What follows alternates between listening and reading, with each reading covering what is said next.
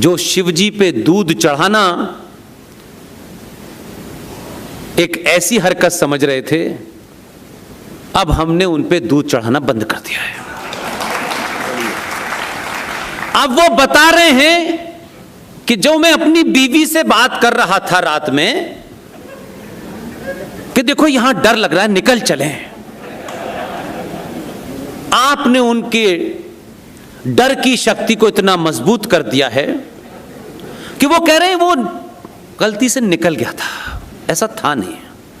इन्होंने कहा तुमने गलती से कहा या जानबूझ के कहा, अब हम इस चड्डा की चड्डी उतार देंगे।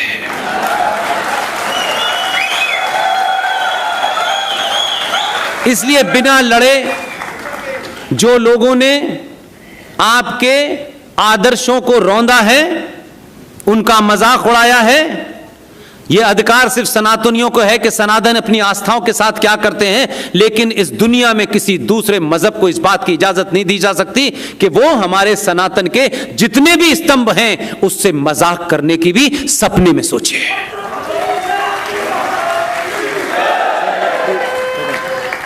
इसलिए कुछ भी नहीं करना है, लेटे लेटे ही तो बटन बदलना है।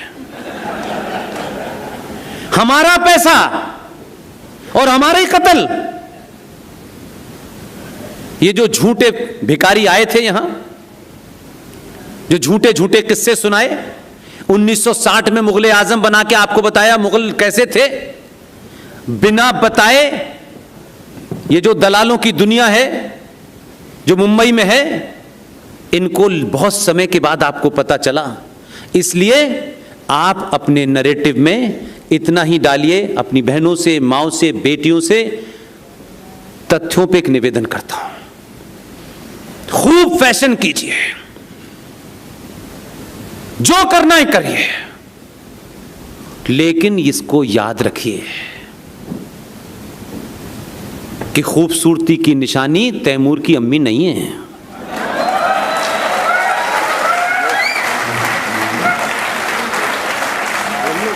अगर बनना है तो जीजाबाई बनिए और छत्रपति शिवाजी पैदा कीजिए। आपको अगर बनना है, आज की डेट में भी बनना है, और आप पिक्चरों से कोई बहुत ज्यादा मुतासिर होते हैं, इन्फ्लुएंस होते हैं, तो आप आज भी ऐसे लोगों ने मिसालें पेश की हैं। अगर आज की कोई बेटी कुछ बनना चाहती है तो बाहुबली की देवसेना सबसे बड़ी खूबसूरती की मिसाल है।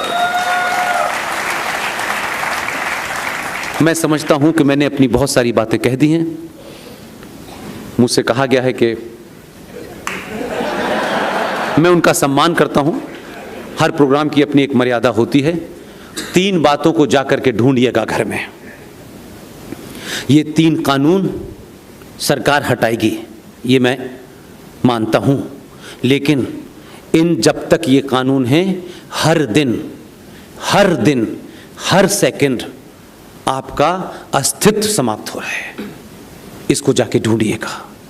हमारी चुप्पी, हमारी खामोशी, संगठनों और हिंदुओं के ठेकेदारों की दलाली के कारण इस देश में 1995 में कानून बना, जो 1923 में अंग्रेजों ने बनाया था, जो 1956 में अमेंडमेंट हुआ, फिर 1985 में अमेंडमेंट हुआ, फिर 1995 में अमेंडमेंट हुआ, और 2013 में भारत की संसद में पूर्ण बहुमत से पास हो गया। हमारे ठेकेदार गिनती में 125 थे। बहुत बुरा लगता है लोगों को। उस कानून का नाम है वक्फ प्रॉपर्टी एक्ट। उस प्रॉपर्टी एक्ट के बारे में मैं संदर्भ में लंबा नहीं जाऊंगा। मैं आपको इसलिए कह रहा हूं कि इसको जाके खुद तलाशिएगा तो शायद आपको ज़्यादा डिटेल मिलेगी। उस कानून में 2 धाराएं हैं, 40 और 36। सेक्शन 40 और 36 2 अलग अलग धाराएं हैं। भारत की पार्लियामेंट में ऐसे चले गए थे राष्ट्रवादी जैसे म्यूट पे चले जाते हैं। उन्हीं को समस्या है आजकल अपने हीरो से, क्योंकि उनको चीज़ें नहीं मिल रही। उसी के चलते उनको बोले वंदे मातरम होने वाला, जाइए 2 मिनट के लिए रुक जाइए। कम से कम महाराष्ट्र के लोग ऐसा ना करें और पुणे के लोग ऐसा ना करें। भारत के अंदर, भारत की संसद में इतना बड़ा काम हुआ, और उस काम को आप लोग कम से कम इसलिए लीड लें कि मैं मानता हूं कि आपके से गुजरात अलग हो गया हो, लेकिन लीड आप ही लोगों की है आजकल। इसलिए कह रहा हूं कि वो मेरी मुहिम का हिस्सा है और उस मुहिम को मैं चलाता रहूंगा। जैसे सुभाष चंद्र बोस की मुहिम चली कि सुभाष चंद्र बोस के सारे डॉक्यूमेंट डिक्लासिफाई किए जाएं, और सुभाष चंद्र बोस को अगर आप इस देश में सही जगह देंगे तो मुझे लगता है कि आने वाली नस्लें सुधर जाएंगी। तो पिछली बार का आपने स्वतंत्रता दिवस का भाषण अगर सुना होगा, क्योंकि आज का आदमी एक बार में नहीं मारता है, थोड़ी थोड़ी डोज देके मारता है। तो उसने पिछले स्वतंत्रता दिवस पर जो भाषण दिया उसकी 2 लाइनें याद रखिए, भारत माता की जय, और उसके बाद उसने कहा महात्मा गांधी और सुभाष चंद्र बोस। तो बहुत से लोग बोले फूल वाले चाचा का नंबर गया। सुभाष चंद्र बोस को कहने का उसका अभिप्राय सिर्फ इतना था कि अब सुभाष चंद्र बोस ही इस देश के असली हीरो हैं, और उसका जीता जागता उदाहरण। इसलिए कह रहा हूं जो होमवर्क अंदर हो रहा है वो 2 मिनट बस 2 मिनट, वो इसलिए कह रहा हूं कि उस होमवर्क से आपके अंदर एक पुरुषार्थ पैदा होगा। उसने घोषणा की 26 जनवरी से पहले, 23 जनवरी जिस दिन सुभाष चंद्र बोस पैदा हुए थे, उसने 2 घोषणाएं की। हो सकता है एक आम आदमी के लिए उसकी महत्व ना हो, हम जैसों के लिए जो सनातन को समझने की कोशिश कर रहे हैं, जो राष्ट्र को समझने की कोशिश कर रहे हैं, 2 बातें उसने कही कि 26 जनवरी जो 24 तारीख से शुरू होती थी, अब से 26 जनवरी 23 जनवरी से शुरू होगी। आने वाली नस्लें पूछेंगी कि 23 जनवरी से क्यों शुरू होगी, तो आपको बाध्य होकर बताना पड़ेगा कि उस वक्त भारत का एक बेटा सुभाष चंद्र बोस पैदा हुआ था।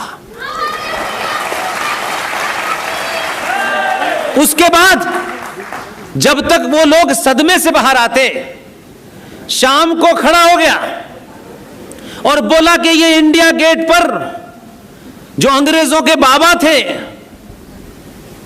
जॉर्ज 5th, जिसकी मूर्ति वहां लगी हुई थी, 20 साल पहले वो मूर्ति वहां से हटी, बीच में इंदिरा गांधी और गांधी जी की मूर्ति लगाने की कोशिश की।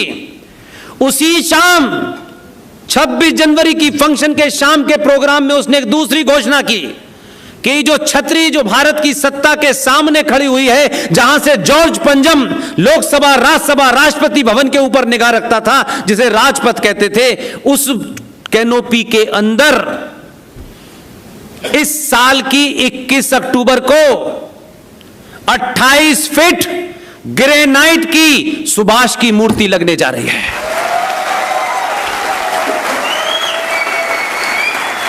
और जब उस सदमे से बाहर आया तो इस बार उसने क्या किया है, मैं आपको अपनी जो मेरी इंटरप्रिटेशन है उससे मुझे विश्वास है, क्योंकि मैं उस सत्ताओं के 25 साल करीब से काम कर चुका हूं। इस बार उसने एक नया किया। जैसे ही उसने 15 अगस्त का भाषण दिया, पहला कहा गांधी जी के, वो तो 1 किलो रिन साबुन के साथ एक बट्टी फ्री मिलती है, तो वो तो चल नहीं है, वो तो मान ही लेंगे। उसने कहा सुभाष चंद्र बोस, और तीसरा नाम लिया स्वतंत्र वीर सावरकर। इसलिए उसे मालूम है कि सनातनी समाज अभी भी करोड़ों लोग नहीं जागे हैं, वो हर बार जगाने की कोशिश करता है। इसलिए स्वतंत्र वीर सावरकर को मेरा मानना है, भारत रत्न देने से पहले उसने बता दिया है कि यही हैं, वो उनको देगा, स्थापित करेगा। इसलिए वक्फ प्रॉपर्टी कानून के लिए देश में मुहिम चलाइए, आपस में बात कीजिए। ये कानून शरिया कानून से ज्यादा खतरनाक है, और संसद में पास हो गया, कोई बोला नहीं। इस कानून के तहत ये जो वक्फ प्रॉपर्टी बोर्ड है, इस बोर्ड को इस किस्म की लीगल ताकत उस कानून के तहत सेक्शन 40 और 36 में दी गई है कि अगर ये हॉल, इस हॉल का क्या नाम है, तिलक स्मारक, ये तिलक स्मारक मंदिर, ये आपका नहीं है, आपको शौक लगा कि नहीं है? ये आपका नहीं है,